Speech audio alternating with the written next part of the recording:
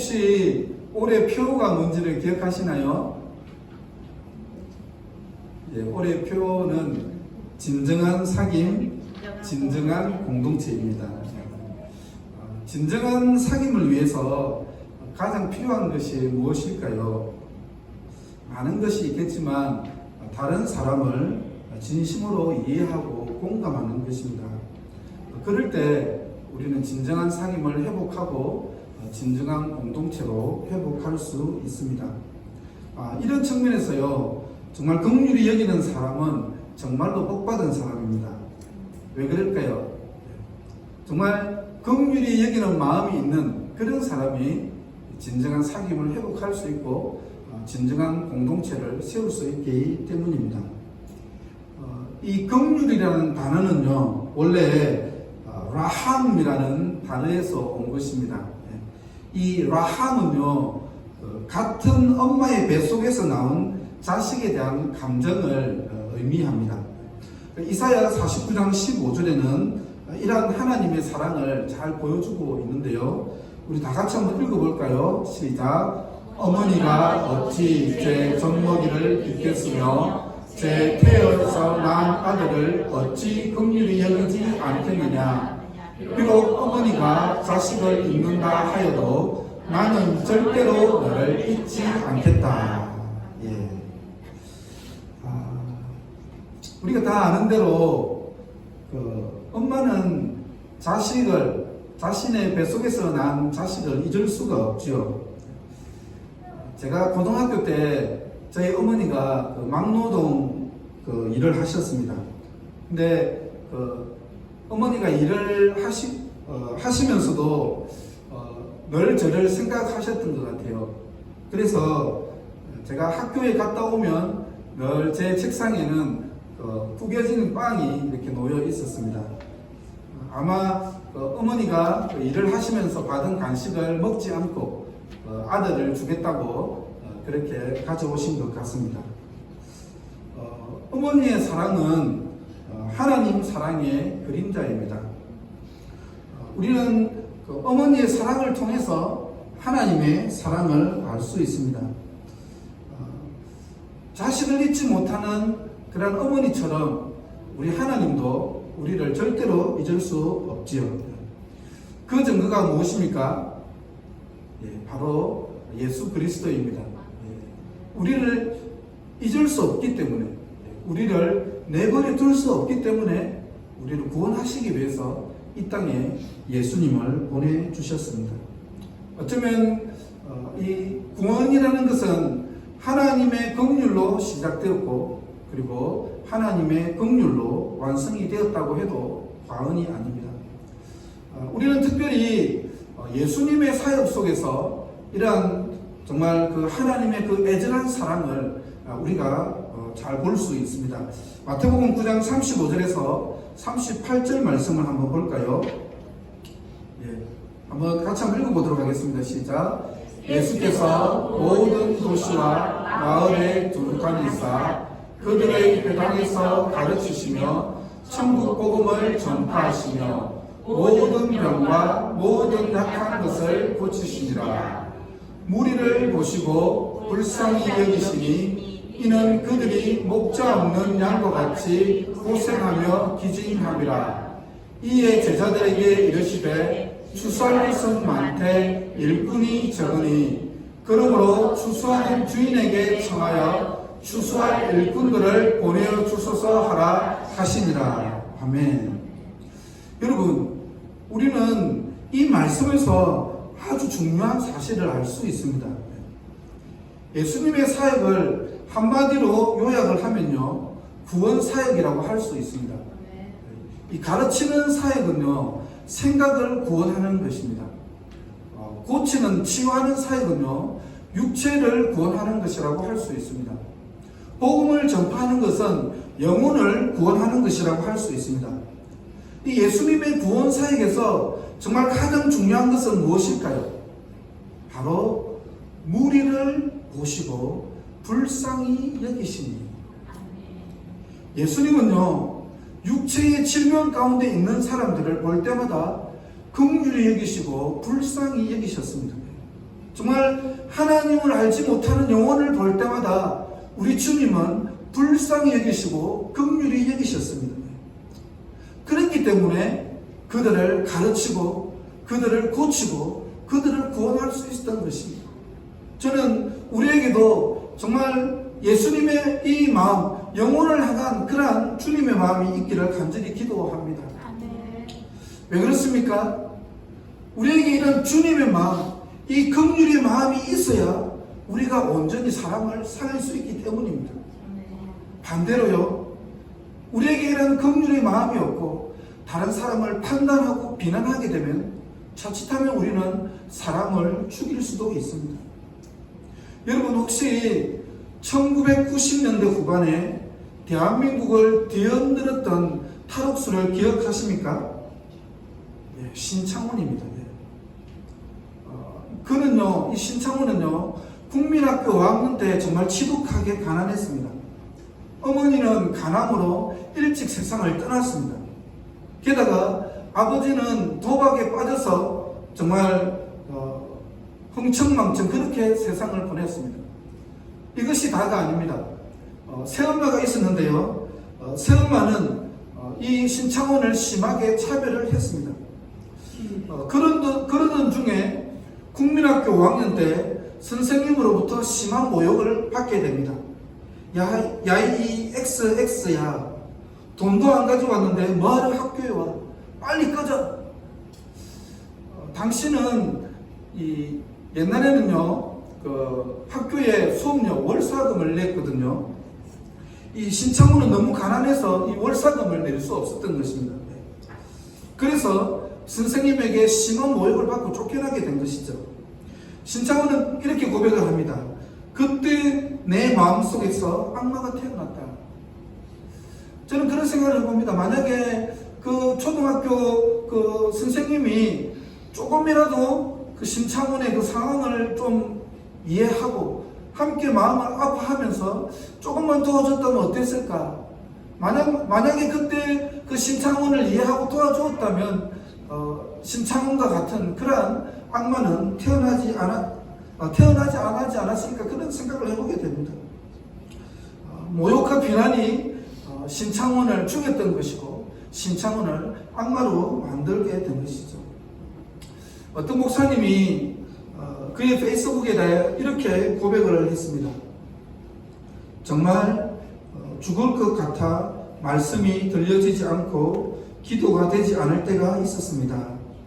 거침없이 몰아치는 고난 속에서 아무것도 할 수 없었던 시간들이 꽤 많았습니다. 그럴 때마다 저를 붙들어 주었던 사람들이 있었습니다. 그 사람들은 정확한 답을 주는 사람들이 아니었습니다. 아파하는 시간을 함께 했던 사람들이었습니다. 바른 말 하는 입을 닫고 저의 두려워하는 눈을 바라봐 주었던 사람들이었습니다. 판단하는 생각을 닫고 저의 아파하는 마음을 함께 아파해 주었던 사람들이었습니다. 비난하는 소리에 귀를 닫고 어쩔 수 없는 아픔을 함께 해 주었던 사람들이었습니다. 그런 분들로 인해 제가 이렇게 목사의 자리에 있습니다.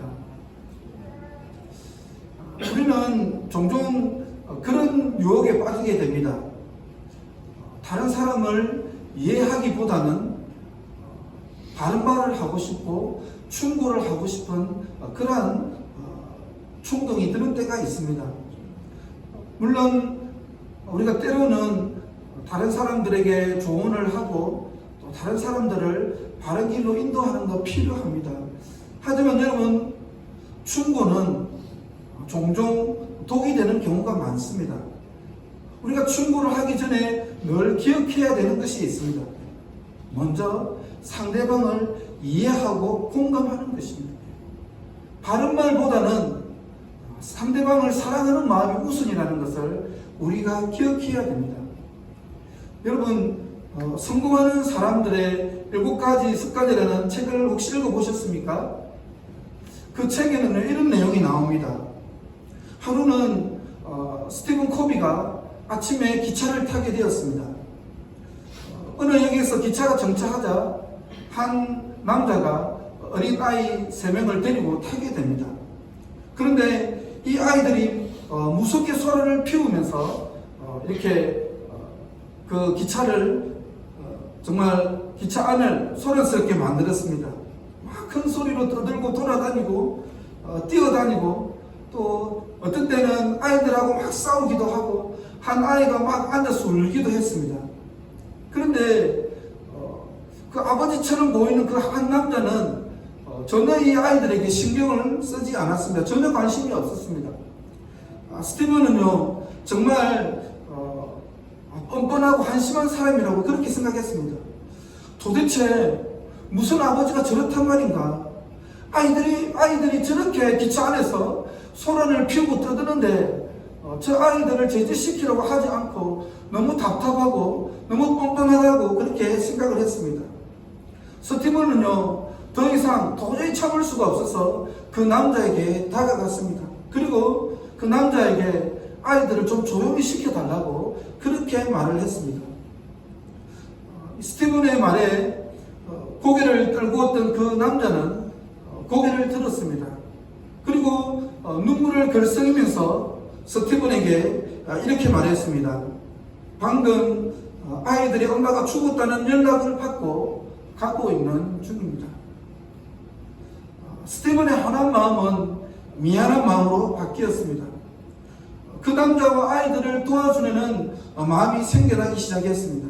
그리고 그 남자의 상황을 알아보기도 전에 화부터 낸 자기 자신이 너무나도 부끄러웠습니다. 그리고 자신이 할 수 있는 최선을 다해서 그 남자를 도와주었습니다. 여러분, 판단과 비난은 사람을 죽일 수 있습니다. 그러나 다른 사람을 이해하고 공감하는 것은요, 한 영혼을 살릴 수 있습니다. 하루는 예수님께서 회당에 들어가셨습니다. 이 회당이라는 것은요, 오늘날 교회와 같은 그러한 곳입니다. 거기 회당에는 한쪽 손이 마른 사람이 있었습니다. 여러분, 이 손이 말랐다라는 것은요, 한쪽 손이 마치 마른 가지처럼 되는 것입니다. 마른 가지처럼 되어서 도저히 사용할 수 없는 쓸모없는 그러한 손이 되었다라는 말입니다. 이 한 손을 쓸 수 없으니까 얼마나 불편했겠습니까? 여러분, 그 뜨거운 국냄비를 한 손으로 든다고, 한 손으로 그 뜨거운 국냄비를 든다고 생각해 보십시오. 생각만 해도 끔찍하지 않습니까? 그런데요, 이 한 손을 쓸 수 없는 그 불편함보다 더 힘든 것이 있었습니다. 바로 사람들의 편견과 선입관입니다. 당시 대부분의 사람들은요, 그 질병이나 장애가 죄로 인해서 오는 것이라고 대부분의 사람들이 그렇게 생각했습니다. 예수님의 제자들도 어떻습니까? 그 길을 가다가 맹인을 보았을 때, 선생님, 누구의 죄 때문에 저 사람이 맹인이 되었습니까? 라고 물어보지 않았습니까? 마른 손을 사용할 수 없는 그 사람이 손을 쓸 수 없어서 불편했겠지만, 정말 더 힘드는 것은 사람들의 곱지 않은 시선이 더 힘들었던 것입니다. 여러분 어떻습니까? 손 마른 사람의 이러한 상황을 여러분이 만약에 이해하신다면, 여러분은 그 손 마른 사람을 고쳐주고 싶습니까? 아니면 그대로 내버려 두고 싶습니까? 당연히 고쳐주고 싶지요. 그런데요, 바리새인들은 손 마른 사람을 전혀 생각하지 않았습니다. 오히려 안식일에 병 고치는 것이 옳은지 옳지 않은 것인지를 예수님께 따졌습니다. 그러자 예수님은 안식일에 구덩이에 빠진 양을 살려주지 않겠느냐? 정말 사람이 천배 만배 양보다 더 중요하지 않느냐? 그렇게 물으시면서 손 마른 사람의 그 마른 손을 고쳐주셨습니다. 여러분, 이 말씀에서요, 우리는 중요한 것을 볼 수 있습니다. 바리새인들은요, 율법의 렌즈로 사람을 바라보았습니다. 바리새인에게 율법은 있었지만 사랑은 없었습니다. 예수님에게 어떤 흠이 있는가 찾으려고 혈안이 되었습니다. 여러분, 율법은요, 사람을 죽일 수는 있지만 사람을 살릴 수는 없습니다. 율법을 통해서는 치유와 회복이 일어나지 않습니다. 그러나 예수님은 어떻습니까? 한 영혼을 사랑으로 바라보셨습니다. 영혼의 아픔을 이해하고 공감해 주셨습니다. 속마른 사람을 불쌍히 여기셨기 때문에 그 영혼을 치료해 주셨습니다. 치료의 역사가 일어났던 것입니다. 저는 하늘샘 교회가 사랑으로 온전히 사람을 치유하고 회복하는 그런 교회가 될 수 있기를 주님의 이름으로 축복합니다. 저희는 올해 소그룹 나눔을 하고 있습니다. 여러분, 정말 치유와 회복이 일어나는 소그룹 나눔이 되려면 어떻게 해야 될까요? 우리가 다른 사람의 말에 정말 온전히 경청해 주셔야 합니다. 어떤 사람이 그들의 삶을 나눌 때요, 있는 그대로를 들어주시고 이해해 주시고 용납해 주셔야 합니다. 우리가 나눔을 할 때 정말 주의해야 될 것이 있습니다. 어떤 사람이 나눔을 할 때 정답을 주거나 충고를 하려고 하는 것은 우리가 조심하셔야 합니다. 그리고 우리가 나눔을 할 때요, 다른 사람을 가르치려고 하는 것도 주의하셔야 합니다. 여러분, 우리가 진심으로 온 마음을 다해서 이해하고 그 사람을 정말 공감해 줄 때, 그럴 때 치유와 회복의 역사가 일어납니다. 우리가 정말 소그룹에서 한 사람 한 사람 마음으로 사랑할 때, 그럴 때 치유와 회복의 역사가 일어난다는 것을 우리가 다 함께 기억해 줬으면 좋겠습니다. 여러분, 오늘 하나님은요, 정말 한 영혼을 정말 주님의 마음으로 사랑하는 그러한 사람을 찾고 계십니다. 마태복음 8장 37절에서 38절 말씀을 보겠습니다. 다 같이 한번 읽어보고 37절 38절입니다. 37절 없습니까? 예. 제가 읽겠습니다. 이에 제자들에게 이르시되 추수할 것은 많되 일꾼이 적으니 그러므로 추수하는 주인에게 청하여 추수할 일꾼들을 보내어 주소서 하라 하시니라. 제가 한 번 더 읽도록 하겠습니다. 이에 제자들에게 이르시되 추수할 것은 많되 일꾼이 적으니 그러므로 추수하는 주인에게 청하여 추수할 일꾼들을 보내 주소서 하라 하시니라. 여기서 정말 아주 중요한 말씀이 있습니다. 예수님은 추수할 것이 많은데 추수할 일꾼이 적다라고 말씀하셨습니다. 예수님은요, 저희의 생각과 전혀 반대로 말씀을 하고 있습니다. 저는 알링턴 지역에 전도할 사람, 추수할 영혼이 적다라고 생각을 했습니다. 그런데 주님은 전혀 그렇게 생각하지 않습니다. 추수할 영혼이 없는 것이 아니라 추수할 영혼은 많은데 오히려 추수할 일꾼이 부족하다라고 말씀하고 있습니다. 주님은 오늘 저희의 생각을 깨뜨리고 계십니다. 여러분, 왜 예수님은 추수할 일꾼이 부족하다라고 말씀하시는 것일까요? 여러분, 이 말씀이 무슨 말씀일까요? 한 영혼을 정말로 주님의 마음으로 사랑하고 불쌍히 여기는 그러한 일꾼이 없다라는 말씀입니다. 여러분, 주님이 원하시는 일꾼은요, 일을 잘하고 지식이 많은 그러한 일꾼이 아닙니다. 주님이 원하시는 일꾼은요, 정말로 한 영혼을 사랑하는 그러한 사람입니다. 오늘도 주님은 그러한 일꾼을 찾고 계십니다. 저는 이 자리에 계신 여러분들이 정말 한 영혼을 주님의 마음으로 사랑하는 그러한 주님이 찾으신 일꾼이 되기를 주님의 이름으로 간절히 축복합니다. 마무리하도록 하겠습니다. 우리 다 같이 아버지 당신의 마음이 있는 곳에 함께 찬양하도록 하겠습니다.